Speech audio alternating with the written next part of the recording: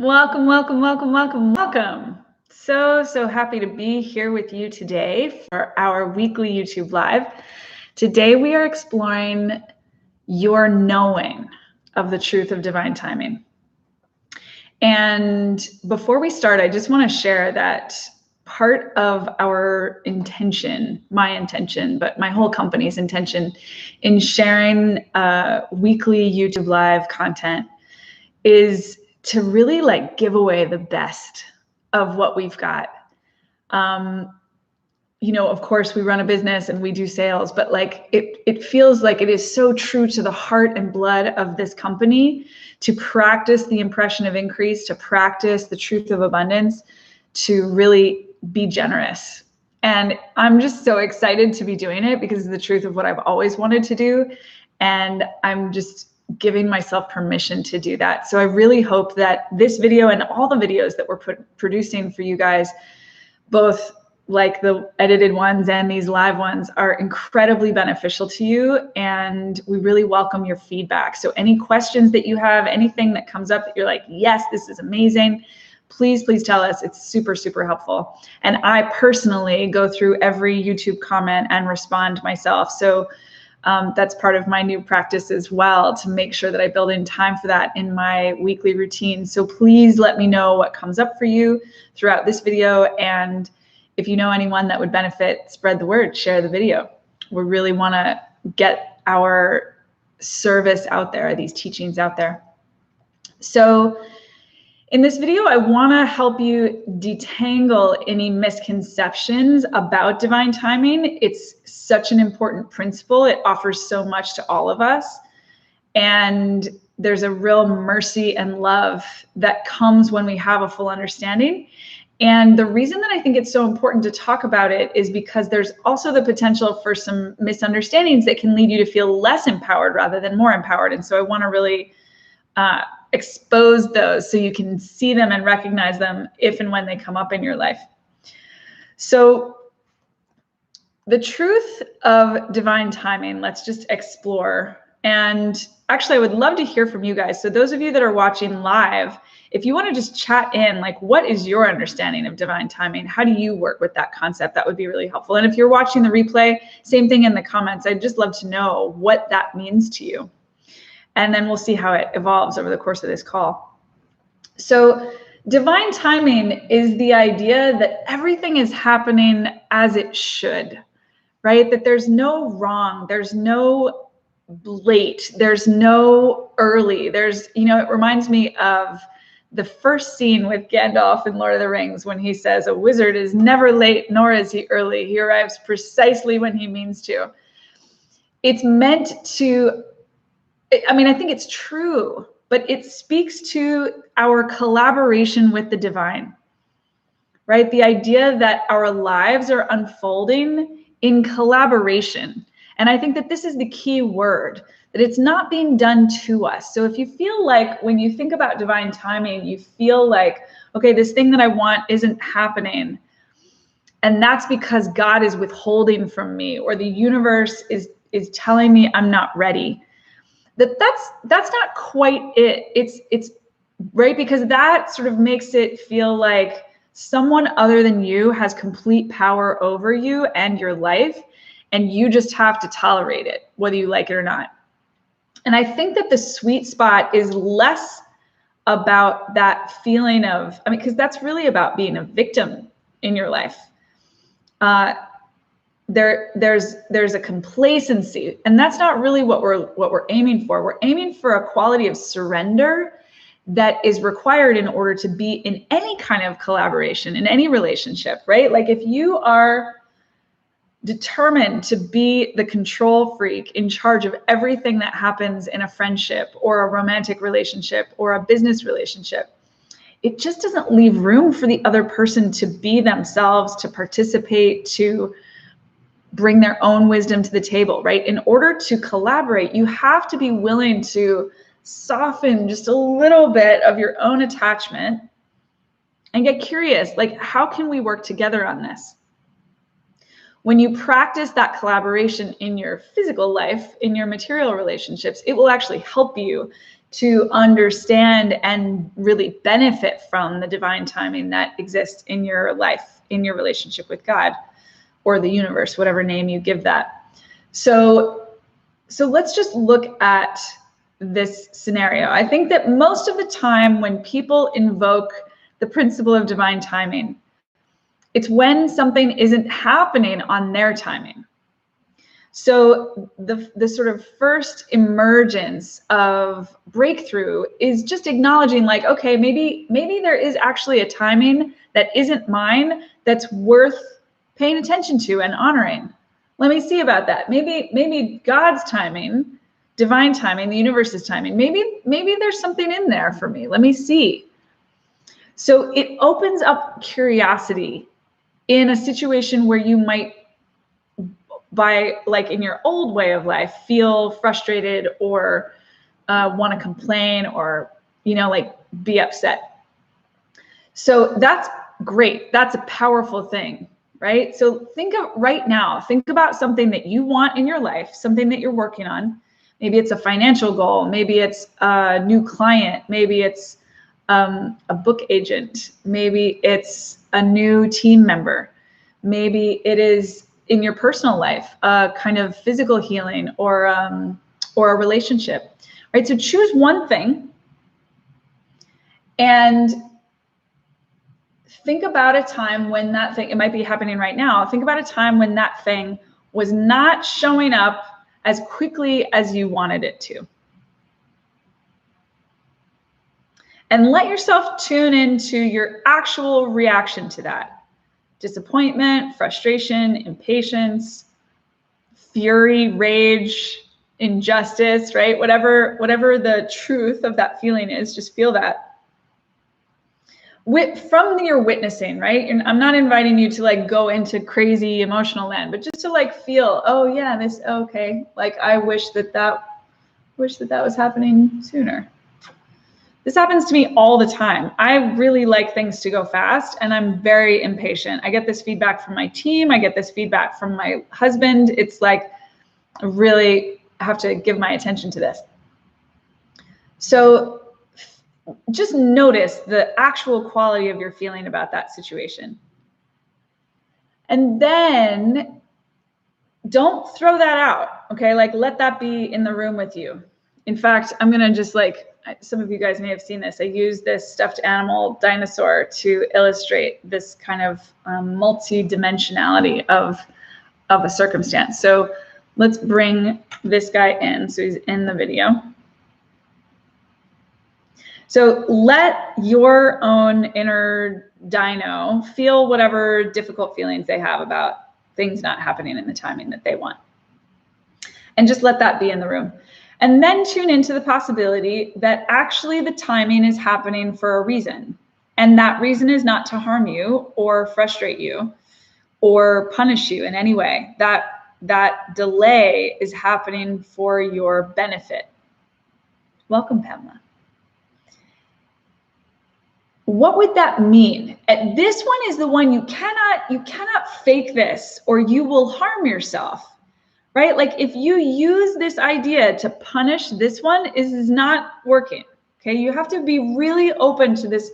It should probably be a little mind-blowing, at least for this one, to imagine like, okay, it hasn't happened yet, and I'm going to trust that it's not happening for some positive reason.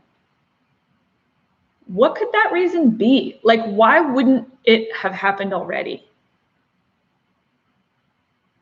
And again, your emotional state, your sincerity in asking this question is very important.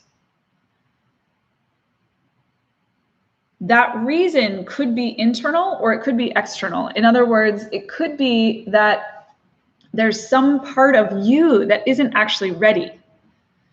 This is what we call a push-pull, right? So I was just talking about this with a client yesterday. There are situations where and one of the things that I see often is in romantic relationships. So friends of mine will crave, they like want a partner so badly. They're like, where is he or she? Like, I just want them in my life and I want them now. Where the fuck are they? But at the same time, they're very scared to let anyone in. And they don't actually want to be vulnerable. They don't actually want to open up their lives to anyone. This is an example of a push-pull. So when you, right, so this one, your little inner dinosaur is like, where are they? I want them now. And when you ask the question, you can even ask this one, like, you know, are you sure? Is there any part of you that doesn't want them now? Do you want to just want them, but not actually have them? A lot of us get addicted to that drama. So again, the opportunity is like with this curiosity, you unfold something. It's like an egg hatching, you know, that's just like, oh my God, the awe and marvel of that whole process is amazing. You can't have that experience of discovery without the sincerity of really being curious. So I'm just emphasizing that because we talk about that a lot here. Your judgment will interfere with this process, right? So that's, again, your judgment has to be, you can let it be in the room, but it's got to be tabled in order for you to do what I'm teaching. So the principle of divine timing is based on a larger truth that everything that's happening in your life is happening for your benefit. There is not one thing that's happening in your life that isn't in service to you growing, living your life purpose, and having everything that you want with deep joy, love, and satisfaction. So, but like our experience day to day doesn't always make sense of that. I want to take this to the opposite extreme because this is where the misunderstanding comes in. You could say there's two misunderstandings. The first misunderstanding is that you're not empowered and you just have to tolerate this punishment that the universe is throwing down at your feet. The equal but opposite misunderstanding is that you're not in power and it's your job to just accept whatever it is that happens. I mean, actually, as I talk about it more, I'm like, oh, they're the same. They just look different on the outside. This one is frustrated. This one is tolerant. This one is complacent. So this one's angry. This one is like, it's divine timing. It'll all work out. Everything's perfect. Like it is. Everything is perfect. But if there is something that you want that isn't here in your life right now, that's a place to get really interested. Like, why would it be that you would want something that wasn't in your life? That's a real question. What's going on there? There's something that you are participating in. It may not be 100% you, but you're participating in it that is blocking the thing that you want from coming. And it's going to continue to be a block until you consciously unpack that, consciously release it, consciously see it, witness it, love it, accept it, and then move through it. So the purpose of divine timing as a teaching is to empower you to have what you want in the timing that you want it. I'm going to say that again. This is worth writing down. The purpose of divine timing, the truth of divine timing, is to empower you to have what you want when you want it. It is not meant to be an excuse for you to tolerate not having what you want. It is not a positive spin on why it's okay for you to live a life of mediocrity or less than what you really want. Part of our purpose in these lifetimes is to understand time. That's why we're born, and then we live, and then we die. We are given boundaries on our time so that we can experience beginnings, middles, and ends. That's part of the gift. That's part of the gift of these lives. So the proposal that I want to make to you is that you receive the true benevolence of the universe, that you feel that fully, that you're like, yes, this is for me, but not in an abstract way, not in a superficial way, that you actually experience that in your cells. This is why this is for me. This is how I have secretly requested, right? This guy has secretly requested that this happen a little slower. Let me give you an example in my life. And we can talk about yours too. So if there's questions that are coming up, I want you to go ahead and pop them in there, because it'll help me to illuminate whatever it is that's coming up for you as you listen.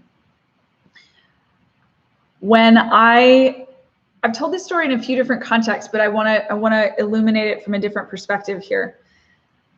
The first financial goal that I set in my business was in March of 2016. And I wanted to make $15,000 from my business that month. I was still working in New York City public schools, so I had my salary, but I wanted to show myself that I could really do this. And I came up with a plan. I needed to make X number of sales in order to do that. I needed to sign X number of new clients. And I worked my little booty off that whole month. And at the end of March, I had not made $15,000. And at that time, I was not used to setting goals that I did not make. And this side note, this is a huge part of my learning in that process, because I was really used to setting goals that I knew for sure I would be successful with. And that was part of why I was playing small, because I wasn't really setting super ambitious goals and holding myself accountable to them. So this $15,000 goal was kind of a new kind of goal for me. Yes, of course, because it was money, but also because I didn't really know how I was going to do it. And so when I didn't do it, I felt the discomfort that I'd been avoiding my whole life of not reaching my goal. I mean, I was pissed at myself, pissed. And I think I was pissed at the universe too. I was pissed at God. Like, what? I freaking worked my ass off. Why didn't I make it? Where is the money? Like, what? And it wasn't even, at that time, it wasn't even that I so needed the $15,000. It would have been good for my business, but it was mostly I was pissed because I just hadn't done it. And I wanted to prove that I could do it. So my ego got in there. And I don't know how I would have moved through that had it not been for my coach. I got into a coaching call with my coach and we debriefed. Okay, what happened? What did you do in March to reach your goal? What did you not do in March to reach your goal? What did you do in March that got in the way of your goal? What did you not do in March that got in the way of your goal? And the big takeaway from that conversation was that I was actually working too hard. I was making it a struggle. I was making myself a martyr. I was making the whole process pretty unfun, pretty unpleasant. Turning the goal into this right? Muscling through it. And so in April, I made some changes with that feedback from my coach, which, by the way, that was such a mind-blowing idea that I was working too hard and I needed to somehow let it be easier. But I was hearing that message and I was interested in it. So I put that into practice. And in April, really that it didn't show in my hours. It didn't show up in my, the amount of work that I did. It showed up in the quality that I brought to my work. Right, that moment to moment, I was looking for a path that felt like ease, that felt like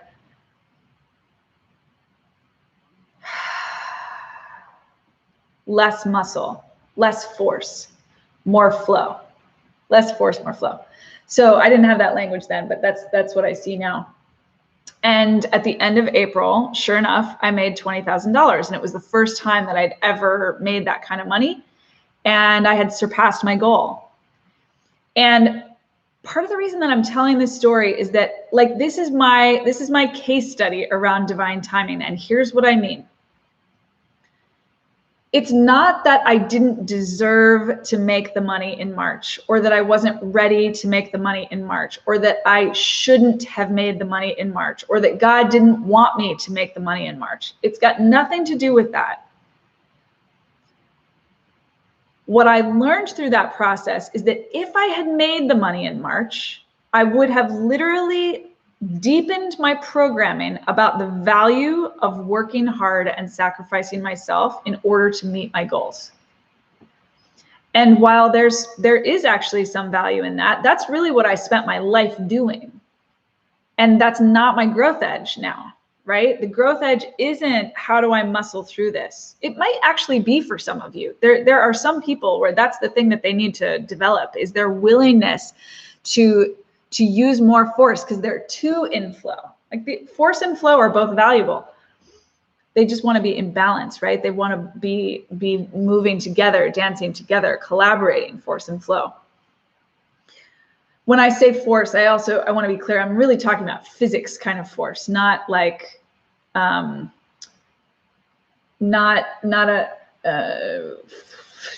forcing something that doesn't want to happen or something.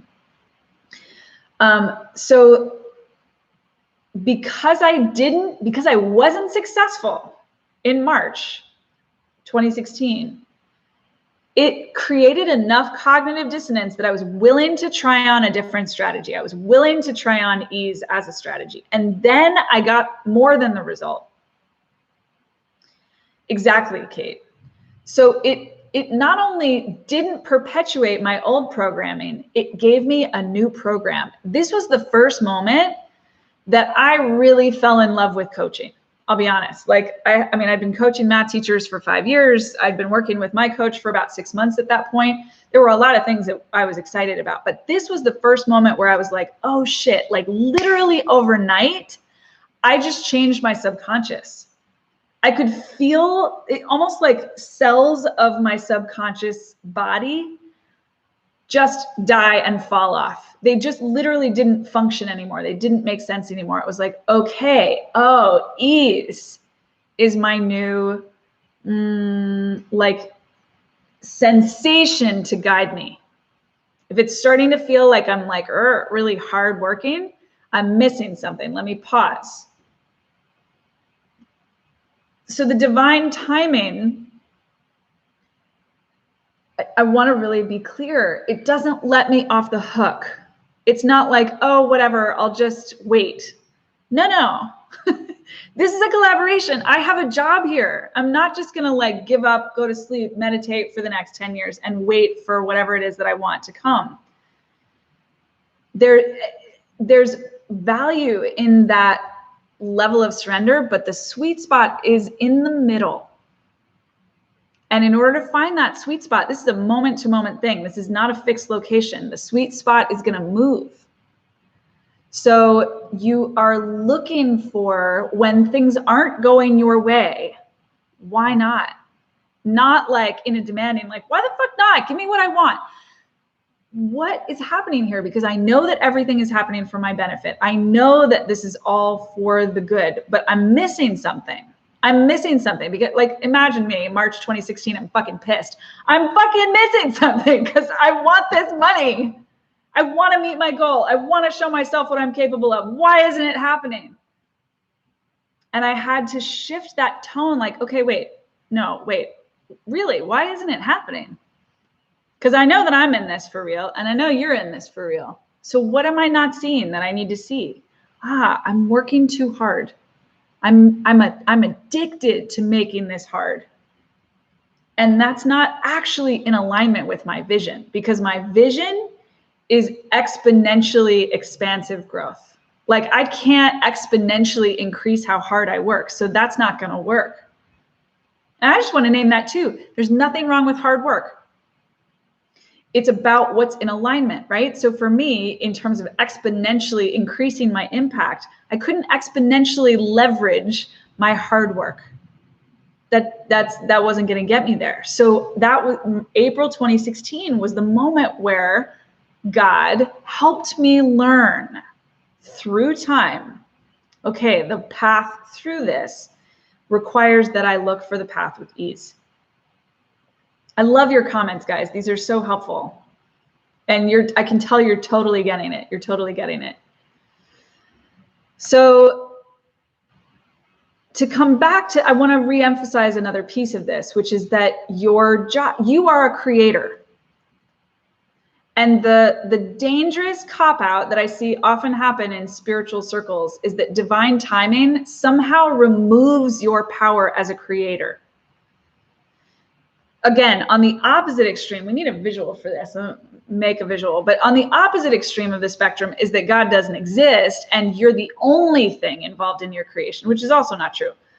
So that's one polar extreme. The other polar extreme is that God is the only creator and you have literally no agency, which doesn't even make sense, right? Like you are making choices day in, day out. That is your reason for being on this planet, is to find the sweet spot where you and God are collaborating.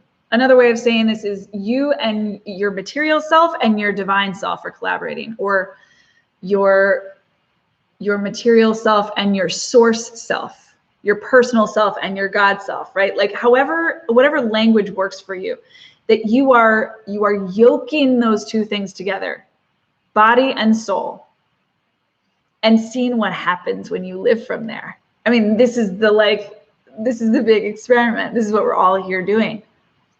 And to find what feels good to you, to find what feels fun to you, to include God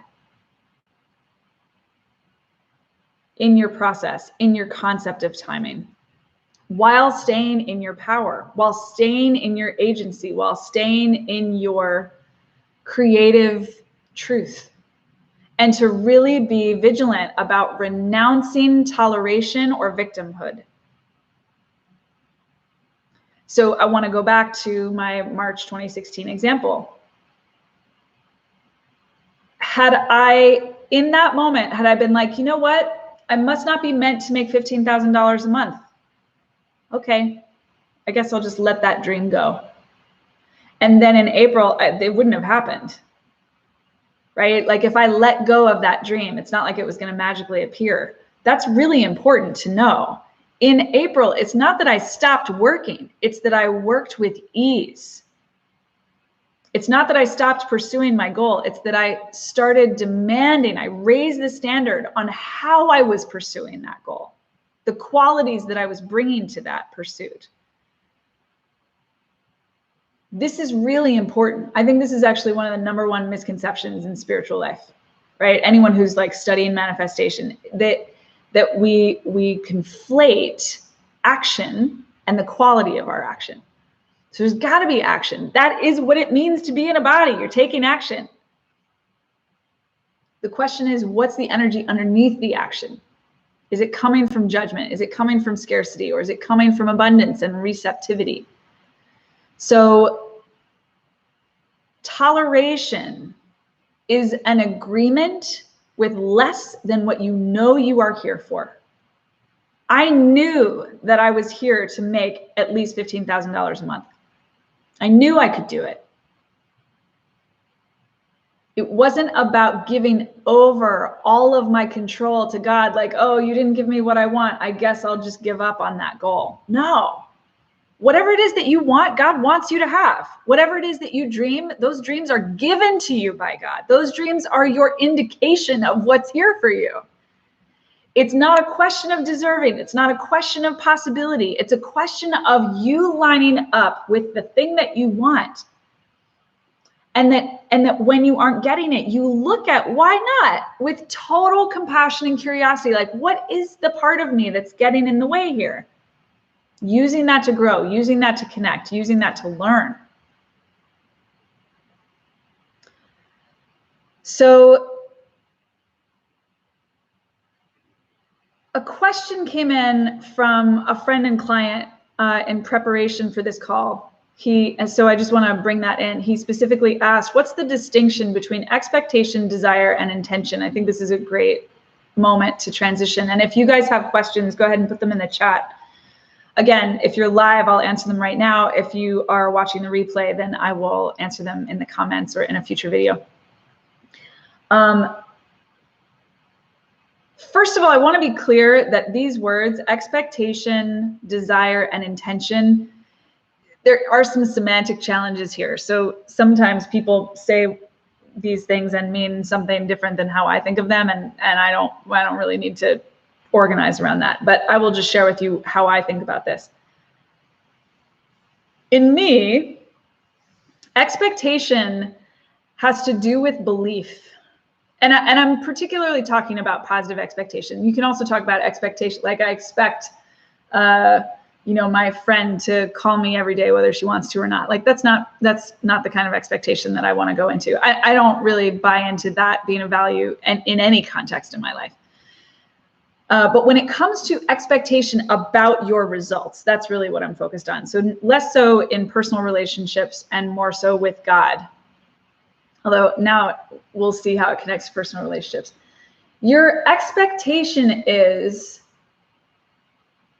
I have this goal. I am listening, tuning, paying attention, taking action.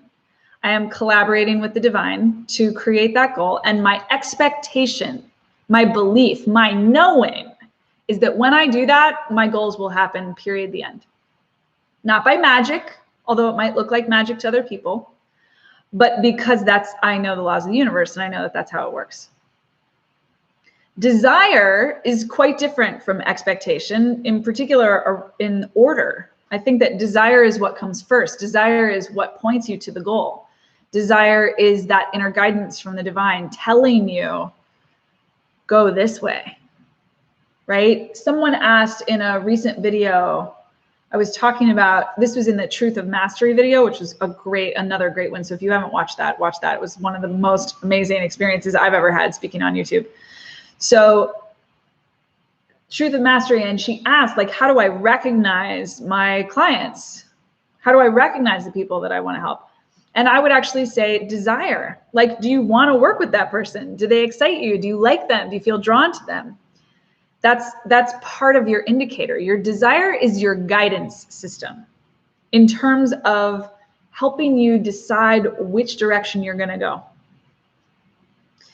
Intention, to me, it's like intention is an old concept in my life. I feel like we're just ready to move past intention. It's good. There's nothing wrong with intention, but intention is like a seed that you plant and then you let go. And you don't think about it anymore. Intention is, I'd like this, but it's okay if it doesn't happen. I'm totally open to the surprise of it all. There's nothing wrong with it. I just don't think we need to work too hard at that. It's like intention is, there's no commitment behind intention. There's no personal responsibility behind intention. And so again, this is one of those words that I'm very cautious about when I hear it. Like, there's a lot of women's circles happening these days, a lot of sound baths, a lot of spiritual community building, activities.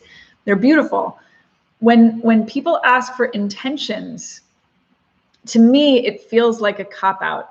And I know I'm being a little harsh here, but I just want to put it out there. I think it's like, let's actually create something together. Like, what do you want to get out of this? That's not an intention, that's a decision. Or if it's just an intention, that's fine too, but I don't want to conflate them. Like, intentions are, there's no, you haven't put your ass on the line with an intention. So the word that I want to introduce in addition to these three, so we've talked about expectation, desire, and intention. The additional word that I want to add is decision. Decision is what puts your ass on the line. And there, just to name it, there isn't really a decision until you've put your ass on the line. So that could mean that you make a public statement, I'm doing this. And if I get stuck or slowed down in any way, I'm going to take responsibility and get in there and fix it.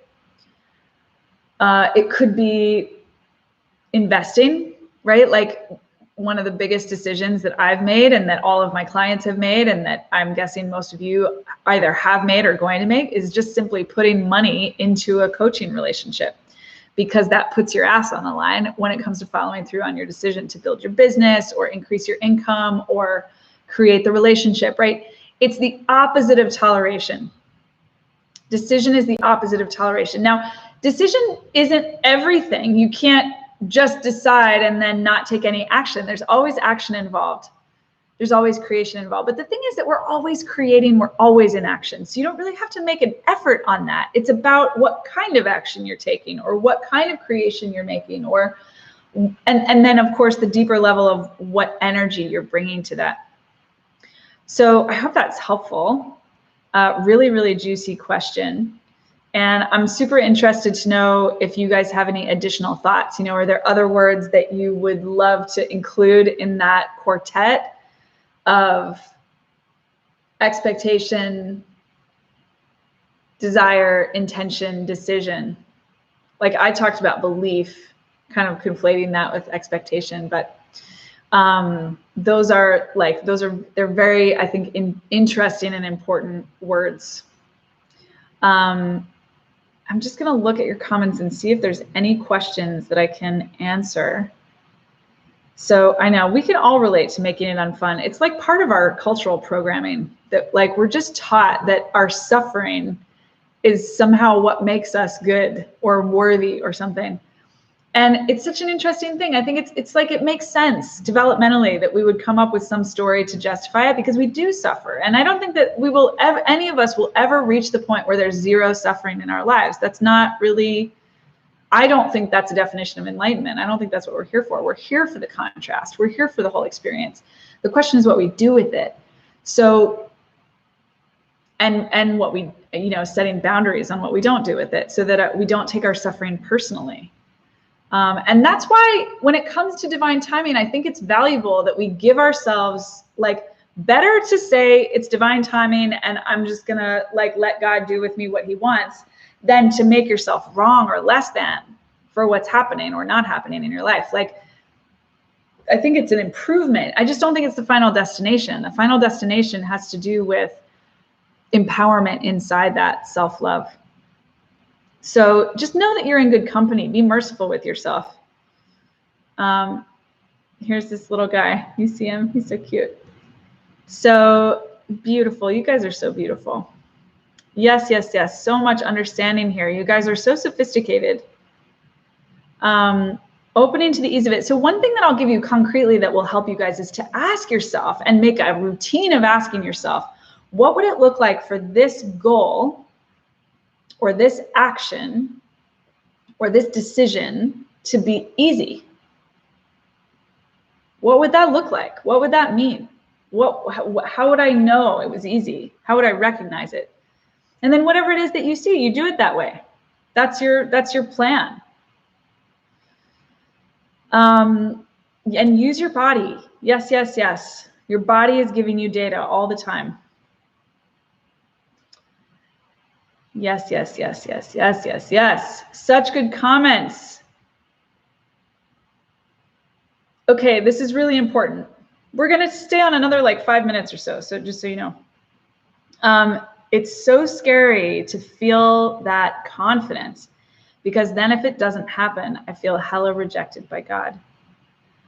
This is such an honest, generous point of view to share.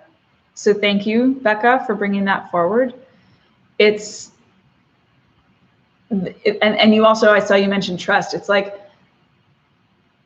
it's vulnerable to be in collaboration. It's vulnerable to be in relationship.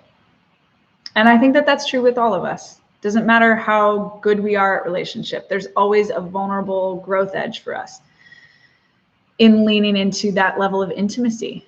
So this is true intimacy with God. And I'll just throw in there that I was incredibly devoted to God.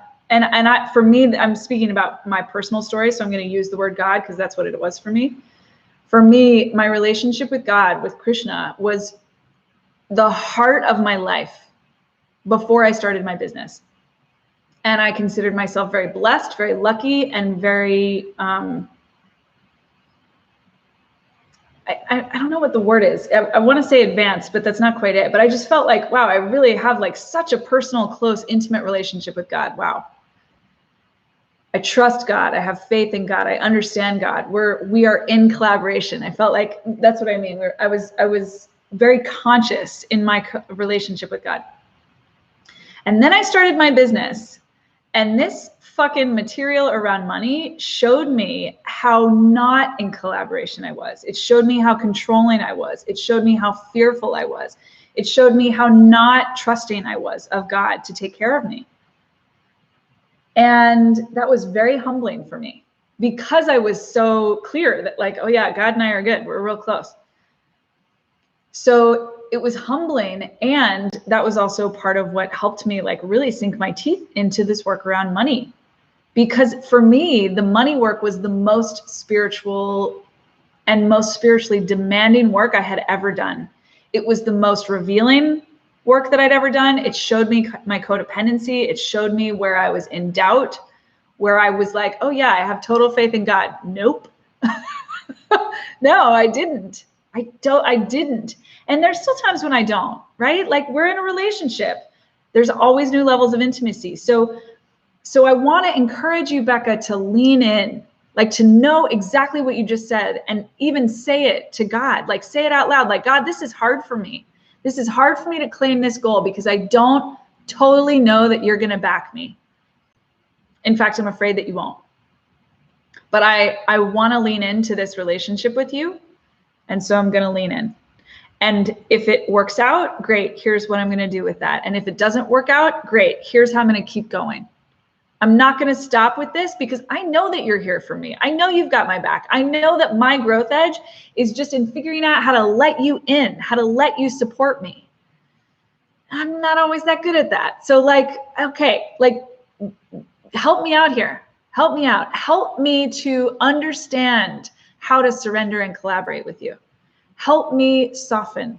Help me trust. Help me have faith. That's the prayer then. It's actually less about like, help me get the money that I want, although there's that too. It's help me have faith as I figure out what I need to do in order to create this result. You are never rejected by God.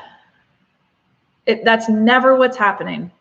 I know it feels that way. I've felt that way, but that's never actually the truth. So get very skeptical when you notice those moments, when you have the feeling. Just really love yourself, you know?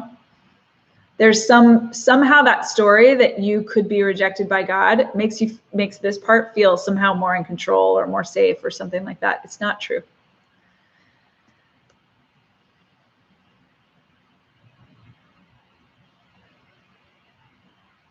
Yeah, Miro, this is such an important thing. So, right, this is like law of attraction 101. I think you guys know this, but just to reiterate it, we so often as a culture, as a species, we use our past experience to extrapolate what will happen in the future. That is, from a mathematical perspective, that's a very logical thing to do if we aren't capable of growth, right? Like if things can't change, if we can't change, then using our past to predict the future is really good. But that's not the truth. We can change as much as we want, as fast as we want. And so it's sort of irrelevant what happened in the past. And that's why I give this metaphor of when you're driving, like you use your rear view mirrors to like check, right? Because there's data there. It's not totally irrelevant, but basically you're looking forward. So Miro, for you, it's like you're talking about not having had enough of the right conversations. So that's great data. Why haven't you, or what are the right conversations? And you just got to keep your eye on the ball, keep moving forward. Becca, did I answer this second question? I think I did, but tell me. And the only thing I'll add to this, so Becca, just follow-up question. When I don't get what I want, how can I continue trusting God? Separate myself out of it to see the part I played to not bring it and come back to trusting God. It's almost like just decide you're trusting God no matter what. Not to throw yourself under the bus, but just because that you know that that's going to tether you to something true and unconditional, and that will help. And then you get to be curious about the part that you play in an empowering way. Personal responsibility is not about burden. It's about empowerment. What did I do to not, right? And you just think about my story from March 2016.